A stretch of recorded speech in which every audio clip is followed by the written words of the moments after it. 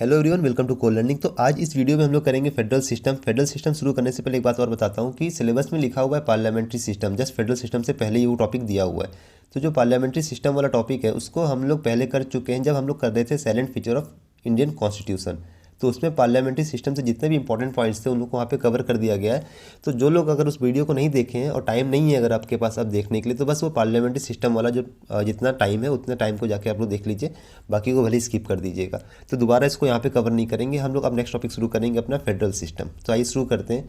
अगर बात करें फेडरल सिस्टम की, तो फेडरल सिस्टम का मतलब होता है जिसमें दो गवर्नमेंट होती है, डिवीजन ऑफ पावर होता है, ठीक है। एक होता है सेंट्रल गवर्नमेंट, एक होती है स्टेट गवर्नमेंट। इसको हम कहते हैं फेडरल सिस्टम। और फेडरल सिस्टम में कुछ फीचर्स होते हैं हर कंट्री के। जो अगर फेडरल कंट्री है तो उनके अपने कुछ फीचर्स होते हैं, फेडरल फीचर्स। और वो कौन कौन से फीचर्स हैं, तो उसमें पहला होता है डुअल गवर्नमेंट, जो भी हम लोग ऊपर देखें, सेंट्रल गवर्नमेंट और स्टेट गवर्नमेंट, ठीक है। उनका अपना एक रिटन कॉन्स्टिट्यूशन होता है जो अच्छे से कोडिफाइड किया हुआ रहता है। एक पर्टिकुलर बुक होती है उसमें अच्छे से कोडिफाइड किया रहता है, आर्टिकल, शेड्यूल और पार्ट्स। फिर होता है तीसरा कि डिवीजन ऑफ पावर होता है between central government and state government. तो हमारे पास ये भी है, डिवीजन ऑफ पावर है। ये सब कुछ कॉन्स्टिट्यूशन का जो हम लोग साइलेंट फीचर कर रहे थे उसमें बताया जा चुका है एक बार, तो यहाँ पे रिवाइज कर लीजिए बस। फिर चौथा है supremacy of constitution. Constitution supremacy होती है, पार्लियामेंट यहाँ पे सुप्रीमेसी नहीं होती, जबकि प्रेसिडेंशियल सिस्टम में पार्लियामेंट सुप्रीमेसी होती है। फिर है रिजिड कॉन्स्टिट्यूशन। हमारा कॉन्स्टिट्यूशन सबसे रिजिड भी है, थोड़ा फ्लेक्सिबल भी है। फिर है इंडिपेंडेंट जुडिशरी। हमारा जुडिशरी पार्लियामेंट से अलग है, पार्लियामेंट के बेस पे हमारा जुडिशरी नहीं चलता है, ये बात भी पहले बताया जा चुका है। उसके बाद जो फेडरल फीचर्स है उसका नंबर 7वां नंबर है बाई कैमरल लेजिस्लेचर, यानी कि दो हाउस। हमारे पास लोकसभा भी है और राज्यसभा है।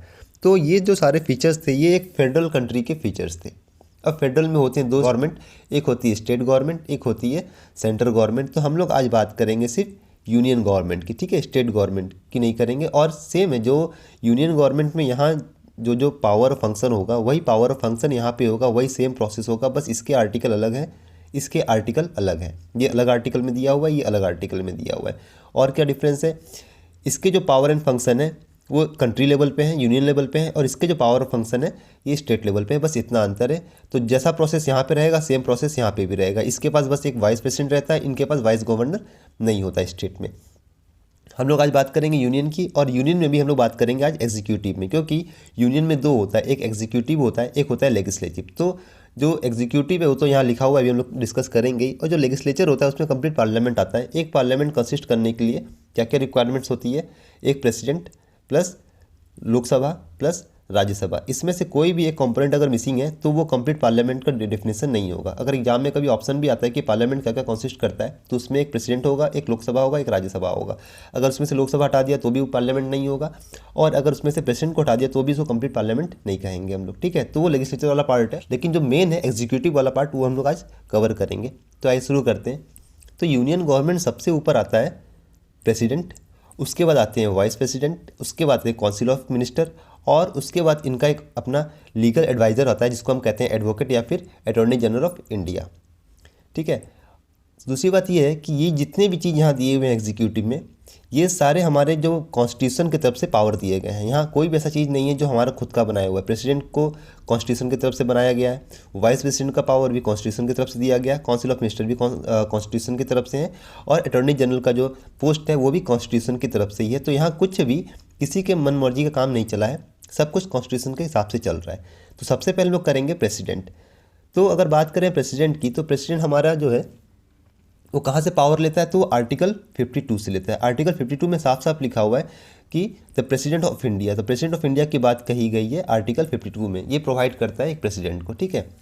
प्रेसिडेंट क्या होते हैं, तो प्रेसिडेंट होते हैं head of union executive. Executive के हेड होते हैं हमारे प्रेसिडेंट साहब, क्योंकि कोई भी अगर हम लॉ पास करते हैं तो लॉ को एग्जीक्यूट कराने के लिए प्रेसिडेंट का साइन उस पर कंपलसरी होता है। बिना प्रेसिडेंट के साइन के बिना कोई भी लॉ पास नहीं होता है। तो इसलिए हम कहते हैं कि इनके पास एग्जीक्यूटिव पावर भी है। तो ये हेड होते हैं एग्जीक्यूटिव के। फर्स्ट सिटीजन ऑफ इंडिया होते हैं, प्लस ये supreme command of arm force होते हैं। जितने भी एयर फोर्स, नेवी और हमारी आर्मी है, इन सब के सुप्रीम कमांड होते हैं प्रेसिडेंट साहब, ठीक है। अब देखते हैं इलेक्शन ऑफ प्रेसिडेंट। तो इलेक्शन ऑफ प्रेसिडेंट के बारे में लिखा हुआ है आर्टिकल 54 एंड 55 में। जब हम लोग कॉन्स्टिट्यूशन का साइलेंट फीचर पढ़ रहे थे तो उसमें हम लोग देखे थे एक रिजिड प्रोसेस भी है, जिसमें हम एग्जांपल दिए थे 54 और 55 का। तो वही वाला प्रोसेस ये है कि process of election of president, इसको हम कहते हैं आर्टिकल 54-55 का रिजिड कॉन्स्टिट्यूशन, ठीक है। अब बात करते हैं इसमें कि इसमें कौन कौन पार्टिसिपेट करता है, जो प्रेसिडेंट का इलेक्शन होता है इसमें कौन कौन लोग वोटिंग करते हैं। तो इसमें वोट करते हैं, पहले तो इसमें एक बनता है इलेक्टोरल कॉलेज बनता है, जिसमें होते हैं कौन कौन, इलेक्टेड एमपीज़ होते हैं और इलेक्टेड एमएलएज होते हैं। सिर्फ इलेक्टेड की बात हो रही है, यहाँ पे 3 स्टार करके लिखा हुआ है, नॉमिनेटेड मेंबर्स एंड एमएलसीज इसमें नॉट अलाउड है। ठीक है, कहीं का भी हो, नॉमिनेटेड मेंबर हो तो भी अलाउ नहीं है, और जितने भी 6 राज्य के एमएलसीज हैं उनको भी अलाउ नहीं होता प्रेसिडेंट के इलेक्शन में। तो सिर्फ इलेक्टेड एमपीज़ और एमएलएज ही इलेक्ट कर सकते हैं। साथ में और क्या है, यूनियन टेरिटरी, 2 यूनियन टेरिटरी है, दिल्ली एंड पौंडीचेरी के एमएलए इसमें पार्टिसिपेट कर सकते हैं। बाकी कहीं के भी किसी भी यूनियन टेरिटरी के पार्टिसिपेट नहीं करेंगे, सिर्फ MLA of Delhi and Pondicherry. ये 70th अमेंडमेंट जब हुआ था 1922 में, तब इस पार्ट को डाला गया था। ओरिजिनल कॉन्स्टिट्यूशन में ये नहीं था, ओरिजिनल में बस ये वाला था, elected MPs and elected MLAs. बाद में जब 70th अमेंडमेंट हुआ 1922 में, तो एमएलए ऑफ दिल्ली और पौंडीचेरी को ये पावर दिया गया था कि आप इलेक्शन, प्रेसिडेंट के इलेक्शन में आप वोट कर सकते हैं। दूसरा है, अगर प्रेसिडेंट के इलेक्शन में कोई डिस्प्यूट हो जाए तो उसको कौन सॉल्व करेगा। तो अगर प्रेसिडेंशियल इलेक्शन में डिस्प्यूट हो जाता है तो उसको सॉल्व करेगी सुप्रीम कोर्ट। ठीक है, ये आर्टिकल 71 में दिया हुआ है। आर्टिकल 71 में साफ साफ लिखा हुआ है ये चीज़ को कि अगर कोई भी डिस्प्यूट होता है, अगर प्रेसिडेंशियल के इलेक्शन में कोई भी डिस्प्यूट हो जाता है तो जो फाइनल डिसीजन रहेगा वो सुप्रीम कोर्ट का ही होगा। और वर्ड पे ध्यान दीजिएगा, ये सेल है। ठीक है, सेल भी मतलब कि आपकी मर्जी नहीं चल रही है यहाँ पे, जो कॉन्स्टिट्यूशन कह रहा है वो ऑर्डर दिया जा रहा है आपको कि डिसीजन सुप्रीम कोर्ट का ही चलेगा। दूसरी बात, एक और चीज़ है, याद रखिएगा, यहाँ पे नोट करके लिखा हुआ है, the authority to conduct the election of the office of the president is vested in the election commission of India. Article 322 में भी लिखा हुआ है कि जो प्रेसिडेंट का इलेक्शन है वो होगा इलेक्शन कमीशन की तरफ से, वो कंडक्ट कराएगी इसको।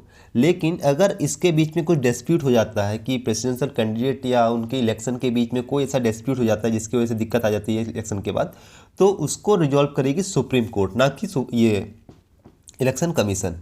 तो इस चीज़ को कन्फ्यूज मत करिएगा, इलेक्शन कमीशन बस उनका इलेक्शन करवाएगी, लेकिन डिस्प्यूट सुप्रीम कोर्ट रिजॉल्व करता है। और ये पावर कहाँ से मिलता है सुप्रीम कोर्ट को, तो ये मिलता है आर्टिकल 71 से। और इलेक्शन कमीशन जो प्रेसिडेंट का इलेक्शन करती है वो आर्टिकल है 324। फिर नेक्स्ट है क्वालिफिकेशन ऑफ प्रेसिडेंट। प्रेसिडेंट बनने के लिए कौन कौन से क्वालिफिकेशन फुलफिल करने चाहिए। तो पहला है सिटीजन ऑफ इंडिया होना चाहिए। दूसरा, not less than 35 year of age, 35 साल से कम नहीं होना चाहिए। फिर है shall not hold any office of profit. याद रखिएगा वर्ड सेल है, सेल का मतलब ये कॉन्स्टिट्यूशन का ऑर्डर है कि कोई भी ऑफिस ऑफ प्रॉफिट उसको होल्ड नहीं करेगा अंडर गवर्नमेंट ऑफ इंडिया में। अगर प्रेसिडेंट बन गया तो बाकी सारे ऑफिसर्स को रिजाइन देना पड़ेगा। उसके बाद shall not be the member of either house of the parliament, ना ही लोकसभा ना ही राज्यसभा का मेंबर होना चाहिए, क्योंकि प्रेसिडेंट अपने आप में ही एक पार्लियामेंट है। तो parliament plus president plus Lok Sabha plus Rajya Sabha is equal to parliament. फिर पार्लियामेंट का ओथ प्रेसिडेंट का ओथ कौन दिलाता है। अगर प्रेसिडेंट साहब इलेक्शन जीत जाते हैं, कोई भी आदमी अगर इलेक्शन जीत जाता है, प्रेसिडेंट बनना है उसको, तो उसको ओथ कौन दिलाएगा, तो उसको ओथ दिलाते हैं हमारे चीफ जस्टिस ऑफ इंडिया।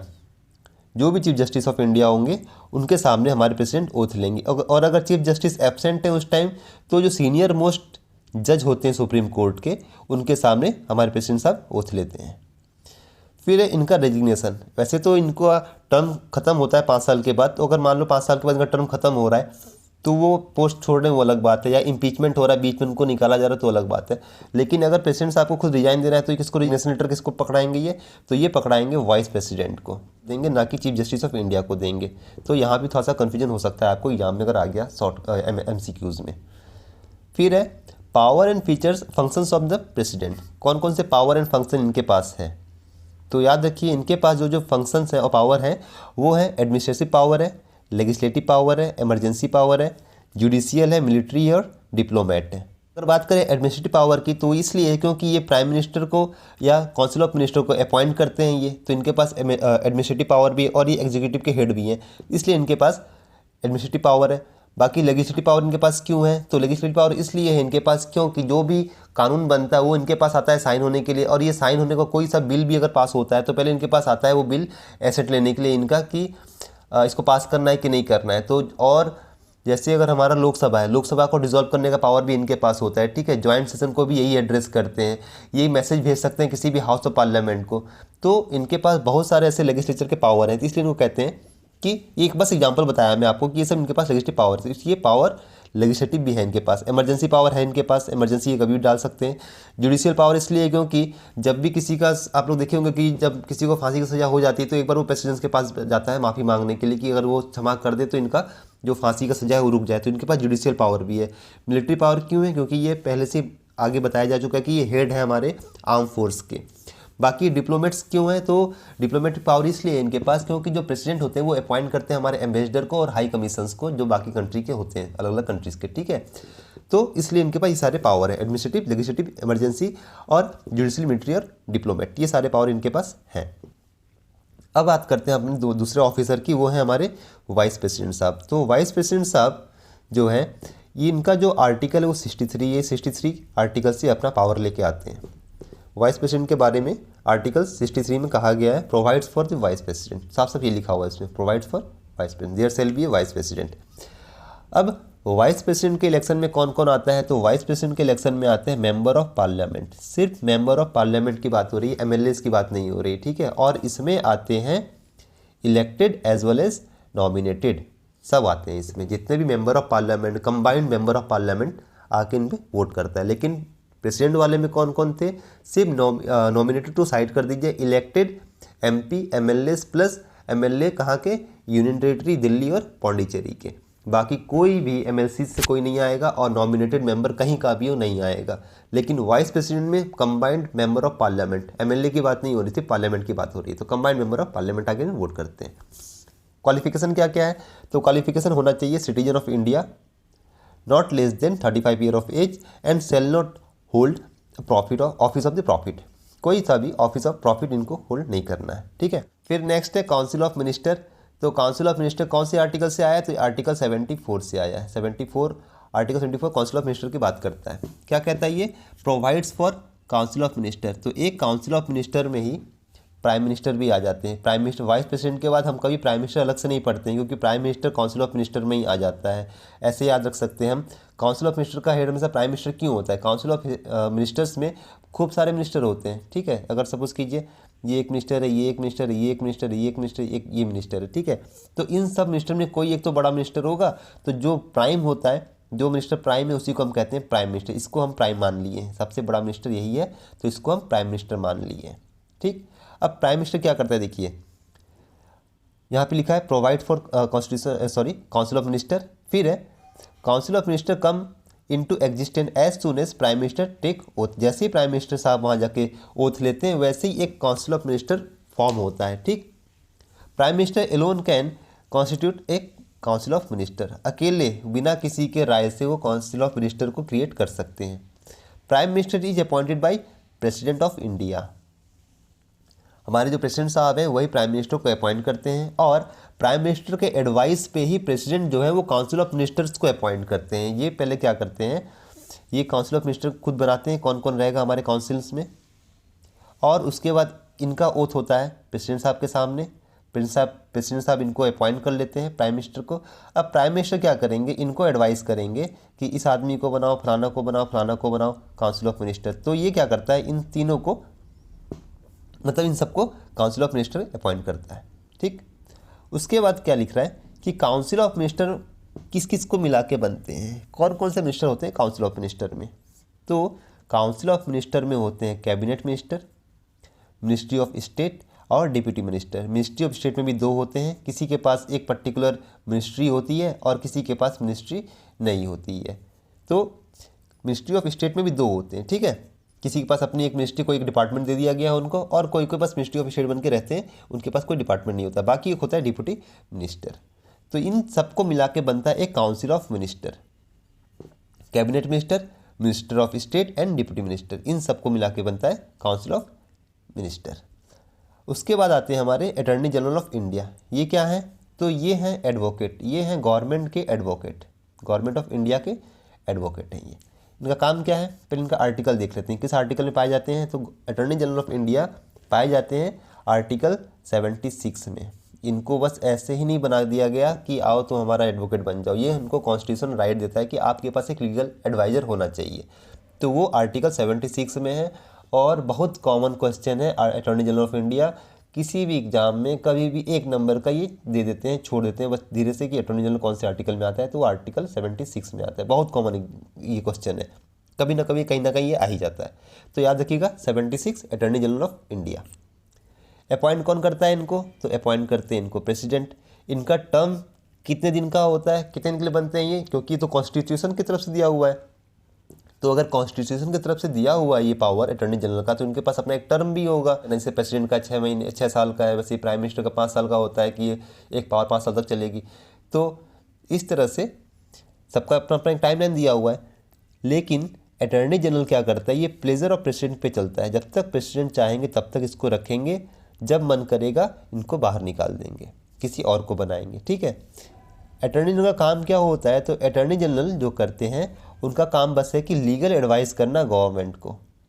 ये गवर्नमेंट को लीगल एडवाइस करते हैं और साथ में ही क्या करते हैं, ये पूरे कंट्री में, इंडिया में कहीं पे भी जाते हैं गवर्नमेंट के बिहाफ पे खड़े होते हैं कोर्ट में। अगर सपोज़ कीजिए कोई अगर कहीं केस कर दिया गवर्नमेंट के ऊपर किसी भी चीज़ पे लेके, तो अटॉर्नी जनरल क्या करेंगे, वहाँ कूद कूद के जाएंगे, कोर्ट में रहेंगे कि पूरे इंडिया में इनको छूटे, किसी भी कोर्ट में जाके गवर्नमेंट की तरफ से जाके वहाँ पे खड़ा हो सकते हैं। दूसरी बात क्या है इनके पास पावर, कि ये पार्लियामेंट में भी जा सकते हैं, प्रोसीडिंग में भी जा सकते हैं, कैबिनेट मीटिंग में भी जा सकते हैं, इनको कहीं पे भी बुलाया जा सकता है और बैठाया जा सकता है। तो इनके पास इतना पावर है कि ये कहीं पे भी जाएँ, किसी भी पार्लियामेंट में किसी के हाउस में भी जाके बैठे, कभी कभी इनको कैबिनेट मीटिंग में बुलाया जा सकता है, वहाँ भी बैठाया जा सकता है। ये पूरे इंडिया में कहीं भी जा सकते हैं, ये लीगल एडवाइस करते हैं। अब बात ये है कि अटॉर्नी जनरल के अकेले होते हैं, लेकिन नहीं, अटॉर्नी जनरल कभी अकेले नहीं होते हैं। अटॉर्नी जनरल को असिस्ट करने के लिए 2 और इनके पास एडिशनल जनरल होते हैं, जिनको हम कहते हैं सॉलिसिटर जनरल। ठीक है, सॉलिसिटर जनरल होते हैं जो कि 2 होते हैं, जो क्या करते हैं, इनके लॉ ऑफिसर्स होते हैं, ये इनको असिस्ट करते हैं। लेकिन जो मेन होता है वो होता है अटॉर्नी जनरल ऑफ इंडिया, जो कि आर्टिकल 76 में दिया जाता है। तो इतना था हमारा आज के एग्जीक्यूटिव में। ठीक है, और तो नीचे यहाँ कोर लर्निंग है, बस यही कोर लर्निंग है जिसको आप लोगों को सब्सक्राइब करना है, बस आप लोग करते हो नहीं। ठीक है, कोई बात नहीं। तो इतना था आज के इसमें टॉपिक में। बाकी जो है हम लोग स्टेट और सेंट्रल रिलेशन अगले वीडियो में देखेंगे। इसको अच्छे से एक बार रिवाइज कर लीजिएगा। जितना इंपॉर्टेंट टॉपिक था, जितना इंपॉर्टेंट पॉइंट था, उसको यहाँ पे कवर कर दिया गया। इससे ज़्यादा फालतू और कुछ नहीं पढ़ना है। इसको ही पढ़ लेंगे तो भी आपका जो ये वाला पार्ट है ये खत्म हो जाएगा। बाकी पार्लियामेंट्री सिस्टम आप जाके साइलेंट फीचर ऑफ कॉन्स्टिट्यूशन वाले वीडियो में जाके देख सकते हैं। उसमें पार्लियामेंट्री सिस्टम जितना इंपॉर्टेंट पॉइंट उनको कवर किया गया है, अगर उसी का दोबारा यहाँ वीडियो बनाऊंगा तो वही सेम चीज़ बताना पड़ेगा फिर से, और टाइम अलग से बर्बाद हो जाएगा। तो उसको वहाँ जाकर देख लीजिएगा और फेडरल सिस्टम को यहाँ कवर कर लीजिएगा। बाकी मिलते हैं हम लोग नेक्स्ट वीडियो में। चलो, थैंक यू।